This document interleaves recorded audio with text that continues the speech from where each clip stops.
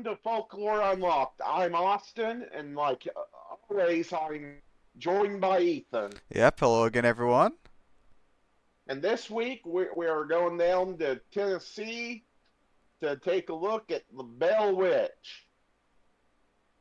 And it's also known as the Bell Witch Haunting, and it's centered around the Bell family, and it's located near the town of Adams, Tennessee, which is very close to Clarksville, Tennessee, and the initial reports took place between 1817 and 1821. And the Bell family consisted of John Bell Sr., the patriarch of the family, Lucy Williams Bell, the wife of John Sr. and matriarch of the Bell family. You got Betsy Bell, the daughter of John Sr. and Lucy. You've got Richard, John Jr., Drury, and Benjamin Bell, who are all the sons of John Sr. and Lucy. So you got four sons, a daughter, and then mom and dad. Big family. Yeah, and and some description of the Bell Witch. It was mostly invisible, but it had the ability to speak and affect the environment, and apparently even shapeshift. But I don't really know how a mostly invisible being could shapeshift, since you didn't know what it looked like initially. So how do you know it's a shapeshifter? Also reported to be clairvoyant, had the ability to cross great distances with superhuman speed. It also had the ability of being at more than one place at a time. And according to an authentic history of the Bell Witch by Martin Van Buren Ingram, said the name of the witch was either Kate or Kate. And the beginning of the haunting was in 1817 when John Sr. saw an apparition of a creature that resembled a dog with the head of a rabbit. So I guess you could say it was a rabbit dog. And John Sr. Shot at this apparition slash creature, but disappeared. And Drury Bell saw and approached an unknown bird of, quote, extraordinary size that was perched on a fence. But once Drury came close, it flew off. And Betsy Bell, which we'll see that her and her father, John Sr., kind of were the center points of this haunting, saw a girl in a green dress swinging on a limb of an oak tree. And most of the physical activity was, like I said, done to John Sr. and Betsy Bell. Now it's interesting because rabbits show up quite a bit, like quite often in the stories that like come about. Because I saw a story about a guy that ended up getting chased by a rabbit, and then whenever he like finally is like, "Oh, I've got away from it," he sat on a log, and then the rabbit jumps up right next to him and starts talking to him. So that might be partially where like the shape shifting kind of thing also comes to play. Say, this is totally irrelevant to the story, but I did see a rabbit work Sunday. Oh, better watch out for the Bell Witch, man. Exactly. So there are some more Bell family sightings. So sometimes there'd be knocking on doors or walls, and it was heard inside the Bell family home. The sounds of gnawing on beds, invisible dog fights, and chairs dragging along the floor were also heard. John Sr. began experiencing paralysis in his mouth around the same time as the noise started, and then sheets were pulled off the children's bed while they slept. So lots of weird, just kind of unexplainable sounds and events. Yeah, I don't know if you've heard dogs fighting before, but it's not a sound you'd like to hear. Especially like if it was in the middle of the night, and then all of a sudden your bed sheets got pulled off.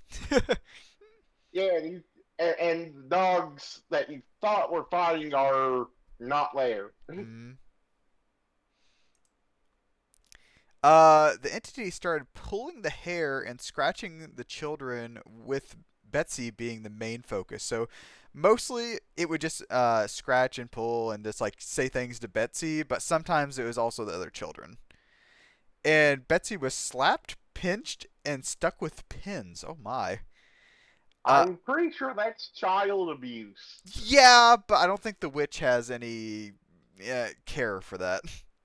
But I'm not sure you can convict the ghost of child abuse. Oh, this was like literally like 1800 and stuff. They might have tried. Who knows? It proceeded to send Drury on a treasure hunt, which resulted in nothing.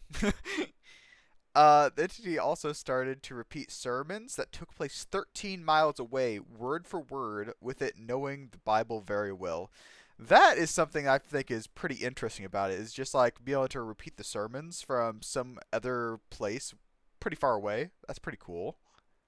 Especially given that today 13 miles is like, oh, that's like a 15-minute drive. Back in the 1800s, that was a pretty far way to go. Yeah, yeah.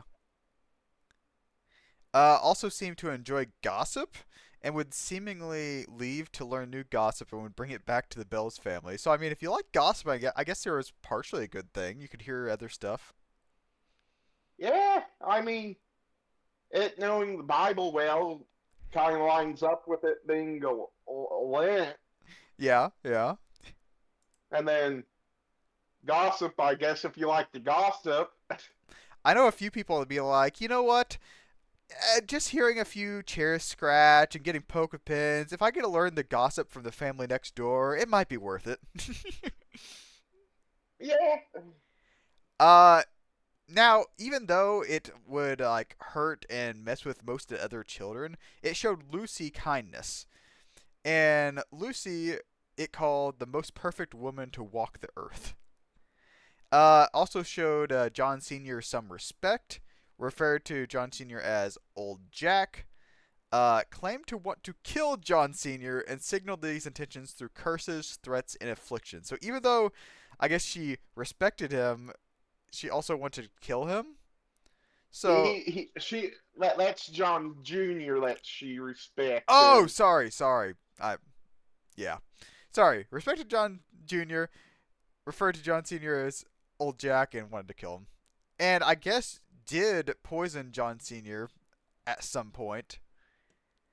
Betsy called off her engagement to Joshua Gardner due to the witch, and afterwards the entity said it would leave. I doubt Yeah, that. apparently this whole thing was because the witch didn't like Senior nor the guy that Betsy was supposed to marry originally. Well, I feel like According to this witch, I feel like if she just did not like the engagement and didn't like John Senior, she could have like not messed with the children at all and just poisoned John Senior and then also killed Joshua Gardner. I feel like if the witch could definitely have done that. yes. There have been other people sightings. So, Dean, a slave of the Bell family, reported being followed by large black dogs on the evening he visited his wife, which that would be terrifying just to be followed by dogs from a distance. Yeah, Uh, and this is a sad truth of the time that slavery was the thing. yeah. James Johnson, a family friend of the Bells, was called in and was awoken by the same activity the Bells were experiencing. So, like dog fighting, scratching, gnawing at the bed frame, stuff like that.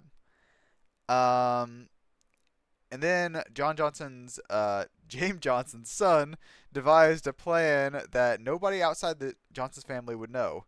He asked the entity what his step grandmother, who lived in North Carolina, sounded like, and the entity answered in her Dutch accent, "Hut tut." What has happened now?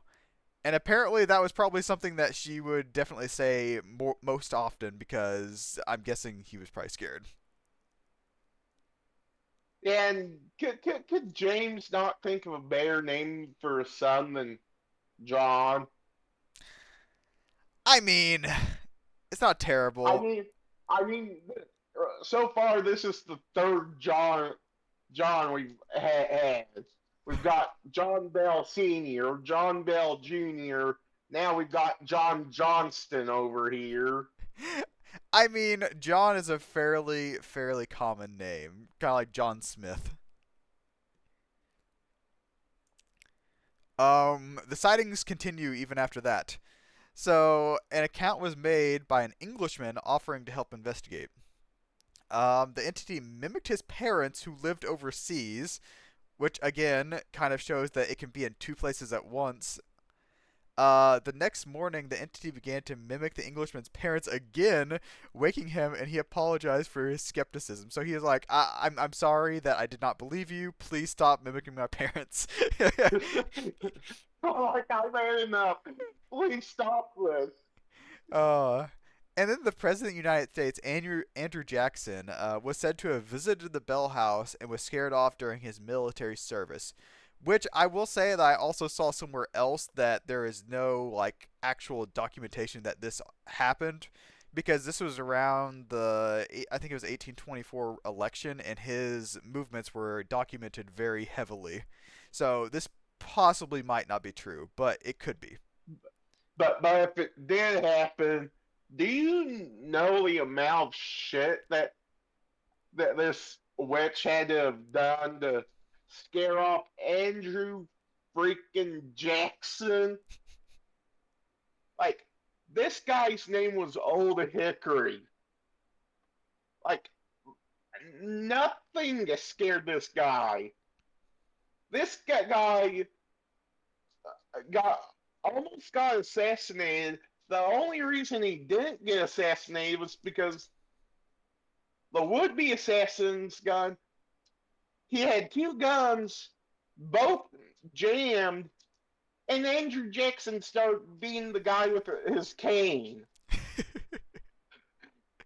Andrew Jackson's either got amazing luck or the like would-be assassin has the most terrible luck.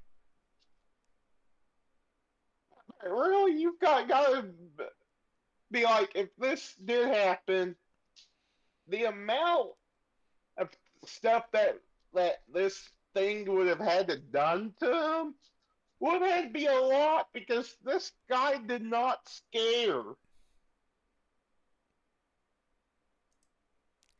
And then some pop culture that has happened around the Blair Witch.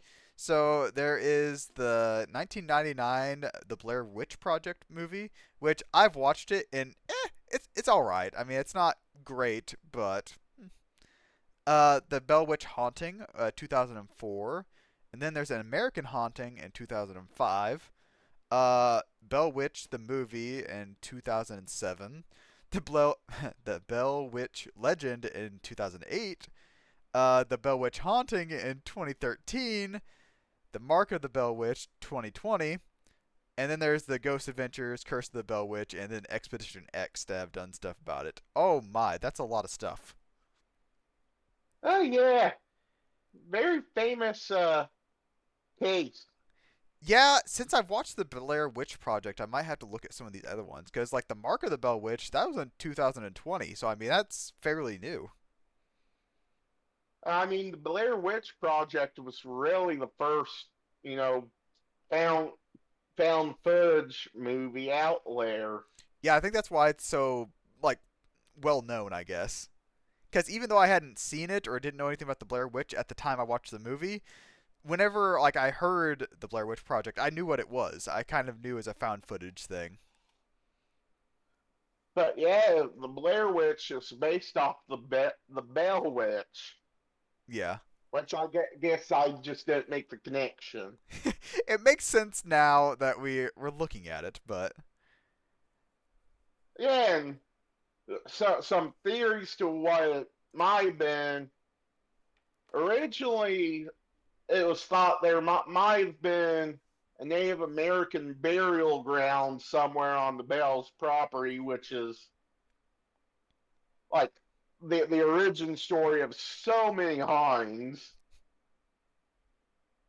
a curse, a poltergeist, or an actual witch operating from a distance, or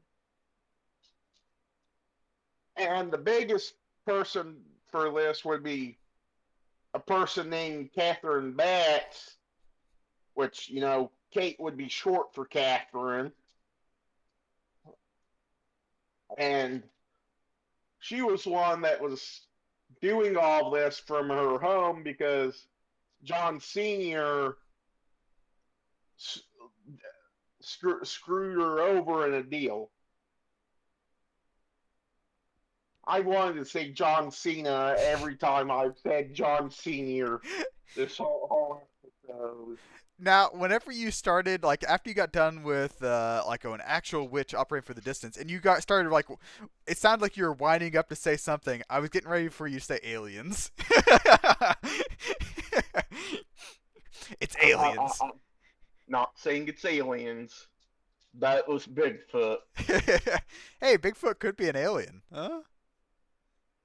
Exactly. Yeah, a Native American burial ground, kind of like you said there. Like it almost, well, not all, but quite a few be like, oh, they built it on an ancient Native American burial ground. That's the reason why all this is happening, and we just all accept it at this point. It's like, oh yeah, that explains it. Hell, even in the South Park fractured butthole video game, there's a DLC where you go over like the scary movies, and it takes place on like an ancient Indian burial ground. Oh my. And our thoughts. I've always thought the Bell Witch was interesting, but I think it's nothing more than coincidence and a money grab by the bells. Yeah, I think it's interesting also, but there's not really reliable documentation for most of these events, if maybe all of them, actually happening. It's just been like he said, she said stories and whatnot. And I'm leaning toward the story just being that a myth or a legend. Others have already talked like and wrote books on certain facts being falsified in the stories, and that a lot of people expected that Betsy was a fraud the whole time and that she was lying. With that, I feel like it's just that a story, but it is a very good one. I mean, let's see, there's one, two, three, four, five, six, seven movies and at least three shows that have explored this legend. So obviously it's an obviously it's an interesting story, but I'm not sure if it's anything more than a story. Hey, I mean, if it was a money grab from the like the Bell family there, it's still happening right now. I mean, they're not getting the money, but it's still making someone money. Yeah, they're doing like tours of like the property now. Which I would still be fun to go see. Exactly. But I think that's all we've got for this week. Next week we are going into a little bit of a conspiracy theory with the 27 Club. Any last words? No, just thanks for watching, everyone. Well, thanks for watching. Like, comment, subscribe. If you're on YouTube, drop us a follow. If you're listening on Spotify, and we'll see you next time. Yep, bye, everyone.